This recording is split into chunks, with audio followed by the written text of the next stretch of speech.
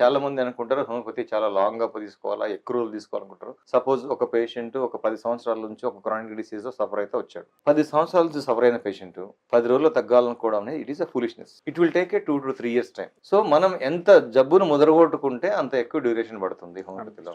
మనం ఎంత త్వరగా తీసుకోగలిగితే, సపోజ్ ఈ రోజు ప్రాబ్లం వచ్చింది, కడుపు నొప్పి వచ్చింది, ఈ రోజు రేపు మెడిసిన్ తీసుకోండి, అసలు రేపటికి తగ్గిపోతుంది, మళ్ళీ రాదు కూడా. ఇదే కడుపు నొప్పిని మనం లాంగ్ టర్మ్ లో అంటే ఇంకా ఇయర్స్ టుగెదర్ బాడీలో పెట్టుకొని సో ఎంబడే తగ్గించుకోమంటే, అందుకే హోమియోపతి అనేది చాలా అక్యూట్ లో వండర్ఫుల్ మెడిసిన్స్ ఉన్నాయి హోమియోపతిలో. చాలా మందికి తెలియదు ఈ విషయం. సో క్రానిక్ సఫరింగ్ తోటి, క్రానిక్ బాధలతోటి వీళ్ళంతా ఒక ఉన్నారే కానీ ఏంటంటే రిలీఫ్ కావాలా, ఈ రోజు బెటర్ అయిపోవాలా, ఈ రోజు బెటర్ అయిపోయి రేపు నేను బిజినెస్ పడిపోవాలా, లేకపోతే రేపు నా యాక్టివిటీ వెళ్ళిపోవాలనే ఆలోచన ఉంది. కానీ సో మనకున్నటువంటి తొందరపాటు, మనకున్నటువంటి ఇన్సెక్యూరిటీ, మనకున్నటువంటి పవర్టీనెస్ కానీ ఇవన్నీ కూడా ఏమైతాయంటే కనుక సో మన ఒరిజినల్ హెల్త్ని డిస్టర్బ్ చేసుకుంటూ పోతున్నాయి.